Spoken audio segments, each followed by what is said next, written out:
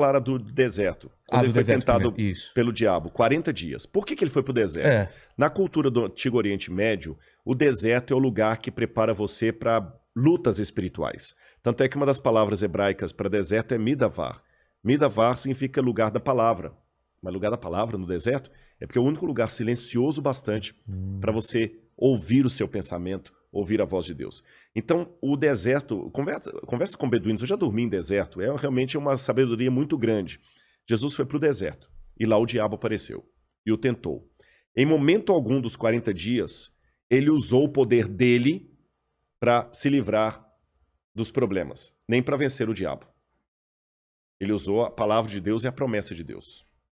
Porque é interessante que no batismo de Jesus, que aconteceu antes dessa tentação, a voz do Pai fala do céu: tu és o meu filho amado em quem eu tenho prazer. Quando o diabo aparece para ele no deserto, como é que você acha que Jesus estava no deserto? Eu já fiquei no deserto. Vilela, eu fiquei 15 dias no deserto de Baiuda, no Sudão, com os beduínos. 15 dias sem tomar banho. Tá. Quando eu voltei para Khartoum, a capital, e fui tomar banho, cara, eu ficava esfregando a cabeça assim, ficava saindo uma água que ela começou igual um chamate, assim, e não parava, aquela coloração. A roupa que eu usei não valia mais nada. Então imagina Jesus, 40 dias ali, Jesus devia estar cadavérico, fétido, com mau hálito, cabelos desgrenhados. É lógico que o diabo...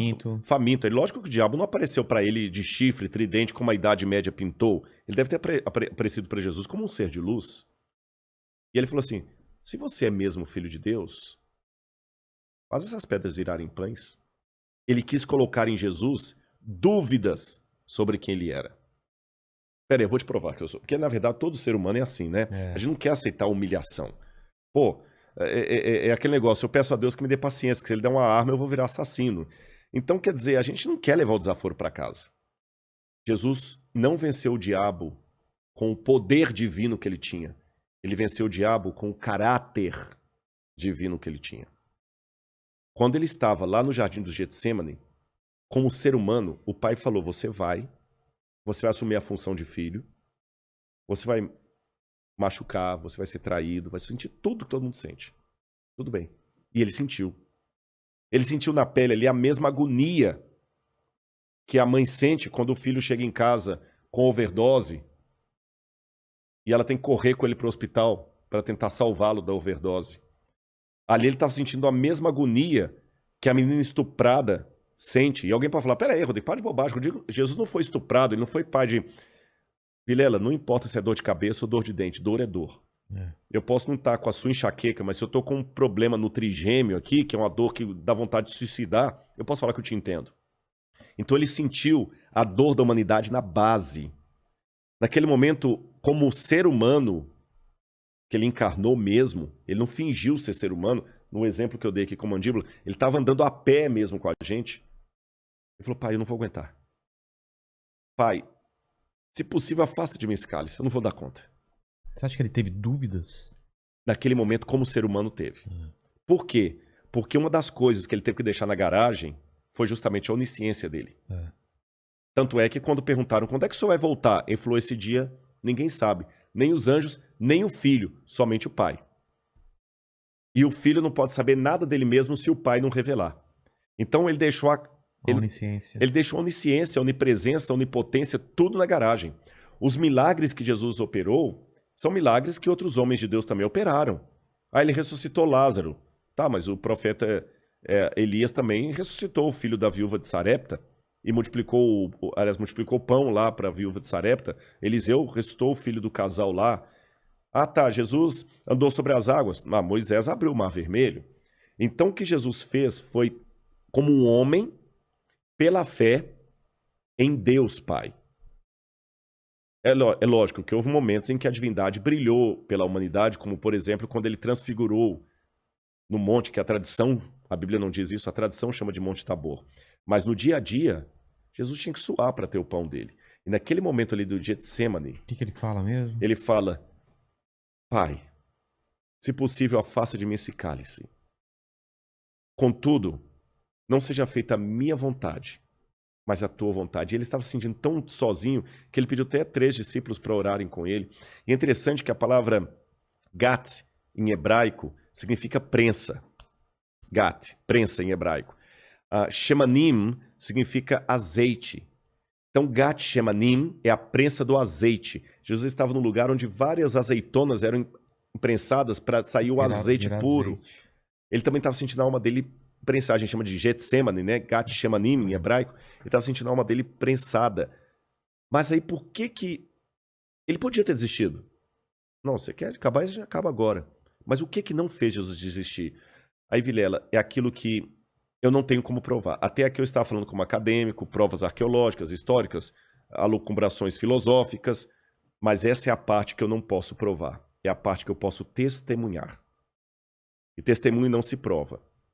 Tá bom? O pessoal que está assistindo a gente em casa, se você falasse comigo assim, Rodrigo, essa água que eu estou colocando aqui no copo é uma água do derretimento da neve do Himalaia. É a água mais pura do mundo. Tem uma água dessa, né? Parece que uma garrafa dessa água custa $5.000. É mais caro do que um vinho importado. Se Tem você gosto falasse de assim, tem gosto de água, mas se você falasse assim, Rodrigo, ela tem um gosto diferente. Vamos supor, só para ilustrar. Eu ia falar assim, Vilela, tem mesmo. Pessoal, essa água é diferente. Não adianta do outro lado da tela, lá com o smartphone, no tablet, onde quer que cada um esteja assistindo, falar assim, mas me prova o gosto dessa água. Não tem como provar, não tem. É uma experiência. Me dá uma equação, não tem como. A única coisa que eu posso falar para você que está em casa é o seguinte, é deliciosa. Experimente você também. Com Jesus é a mesma coisa. O que eu vou falar até aqui, eu estou dando o testemunho. Testemunho não se explica, se testemunha. E convida o outro a participar da experiência.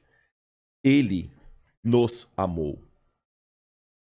E sentir-se amado de Deus é a melhor de todas as terapias. Eu estou falando por experiência própria. Porque eu tive depressão profunda. Eu li muita coisa de psicanálise, de psicologia, Freud e tudo. Foi a partir da própria busca de resolver meus problemas. Então ele transformou a minha vida. Ele não me tornou apenas um melhor cidadão. Ele me mudou. Ele pensou em mim. Aí nessa hora, por uma revelação do pai, porque ele colocou a onisciência na garagem, é como se o pai falasse assim, filho, continua, confia em mim. Você, enquanto ser humano, esqueceu até de algumas coisas, porque isso acontece. Isso acontece. Tem muita coisa que você sabe e mesmo assim você fica assustado. Quer um exemplo? Quando você vai para esses brinquedos da Disney, que você coloca aquele óculos 3D. Simulação. Eu já passei simulação. E você fica... Eu já passei mico com isso, até nesse shopping, desse negócio que eles põem aquele óculos assim. Eu sei que não tem um buraco ali. Mas no óculos eu tô vendo buraco. Aí o camarada ainda pega um desgraçado um ventilador. Pra dar impressão. Pra dar impressão que aconteceu isso comigo no shopping. Você tá entendendo? Você fica assim, aí é um elevador, sobe, e aí vai, anda, e você não consegue. E pra piorar a história, tem a sua namorada te filmando, e alguém que te conhece da televisão e fala assim, é o Rodrigo Silva, é a melhor coisa que tem. Experiência própria. Aliás, é um provérbio muito sábio que diz, mico, aqui se faz, aqui se paga. Exatamente. Então, mesmo sabendo que aquilo ali não é real, eu ficava com medo. Nós, seres humanos, somos assim. Conhecimento não é salvo-conduto para tirar-nos o medo. Então, Jesus tinha um conhecimento. Mesmo assim, ele tinha medo. E vai que essa morte eterna fosse a separação eterna do Pai. Então, duas coisas fizeram Jesus continuar. Em primeiro lugar, o amor à humanidade. O amor a nós. Em segundo lugar, o amor a Deus o Pai. Se o Pai pediu, o Pai sabe o que faz. E quando você ama uma autoridade e sabe que ela quer o seu bem, ela não precisa explicar muito. Você às vezes não está entendendo. Mas você sabe que se ele te pediu aquilo, é pro seu bem.